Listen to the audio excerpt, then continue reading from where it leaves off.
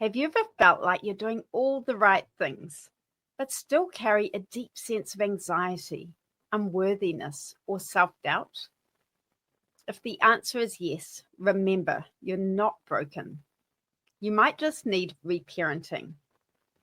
In this video, we're diving deep into what reparenting really means, why it's a powerful tool for healing childhood wounds, and how you can start practicing it today, no matter what your past looked like.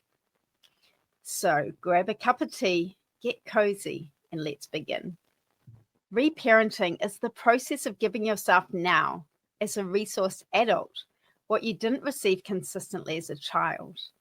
That might be unconditional love, a sense of safety, guidance, emotional validation, or simply permission to be your full, authentic self. When we grow up in environments where our emotional needs weren't met, maybe our caregivers were emotionally immature, unavailable, anxious, or simply overwhelmed, we learn to suppress our needs in order to stay connected and safe. As human beings, we're tribal by nature. From an evolutionary perspective, being part of the tribe meant survival, and being rejected or separated from the group could literally be life-threatening. For a child, that tribe is our family, especially our primary caregivers. So if our caregivers couldn't meet our emotional needs, our young nervous systems adapted in the only way they could, by shape-shifting, pleasing, perfecting, performing, or shrinking. We learned to abandon ourselves, not because we were broken, but because staying connected to the tribe felt safer than being authentically seen and potentially rejected. This is where people-pleasing, perfectionism, self-abandonment, and high-functioning anxiety are born, not from weakness, but from brilliant survival instincts. Reparenting is how we gently reverse this. It's how we give our inner child a new experience, one that builds safety, self-worth, and nervous system regulation from the inside out. Here are a few signs that reparenting might be a missing link in your healing. You struggle with boundaries or feel intense guilt saying no. You're hard on yourself and have a loud inner critic. You seek external validation to feel good enough. You often feel emotionally overwhelmed or shut down. You carry shame around your needs, rest, or vulnerability. Sound familiar? Me too. In fact, I didn't realize it for years, but my nervous system was wired for survival. Always on, always scanning, always trying to be good enough to avoid rejection. In my early 20s, I instinctively began a form of reparenting, though I didn't have the language for it back then.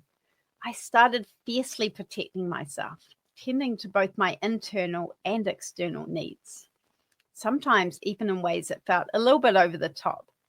But looking back, I can see it was my nervous system's way of trying to create the safety it never had. A few years later, after years of pushing through, ignoring the whispers of my body, and living in a constant state of freeze, which was a stress response that had become my default in childhood, I developed chronic fatigue syndrome. My system shut down completely. I was really unwell and had no energy. It took over a year to recover, and it felt like a kind of rebirth. While it was incredibly challenging, I was fortunate. My mother took time out of her own life to help me heal. At the time, I didn't realize it, but what she gave me was a second chance of being nurtured. She was reparenting me, and it really deeply changed me. I know most of us don't get that chance of a parent stepping in later in life to meet the needs that were missed in childhood. I was really lucky, but that doesn't mean it's not possible. Reparenting ourselves is always possible, and for many of us, it's essential. It's the way we begin to feel safe inside our own skin. It's how we reclaim our worth. It's how we teach our nervous systems that rest is safe, boundaries are allowed, and our needs matter. This is where real healing begins.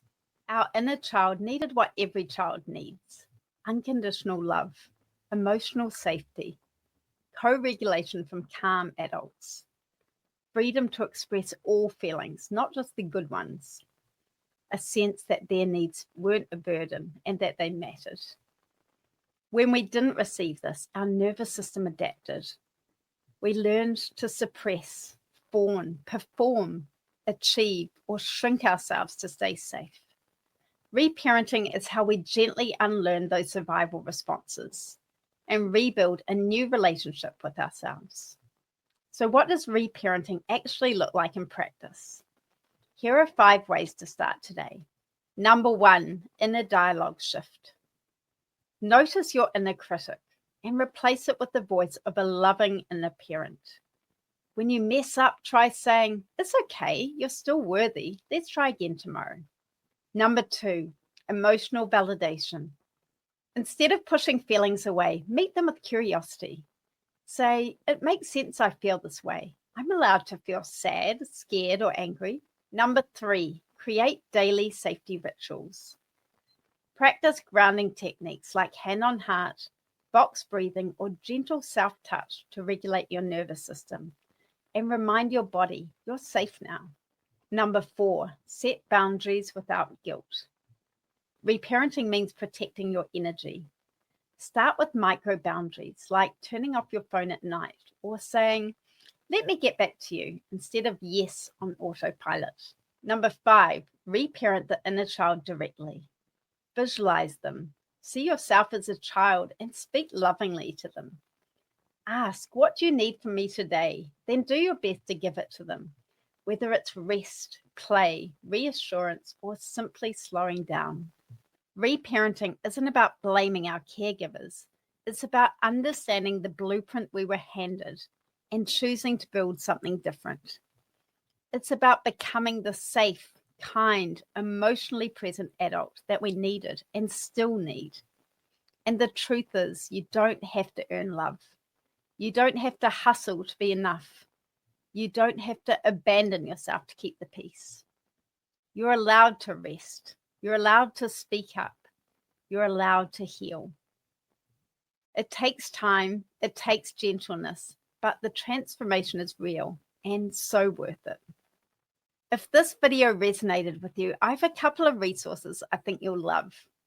Grab my free guide, 10 Hidden Signs of High Functioning Anxiety and What to Do About Them. Or get my workbook, The People-Pleasing Trap, where I walk you through nervous system healing, boundaries, and reparenting practices in more depth. Both links are in the description below. And if this helped you, please give it a thumbs up, subscribe, and consider sharing it with someone who needs to hear it. Thank you so much for being with me, and we'll see you next time.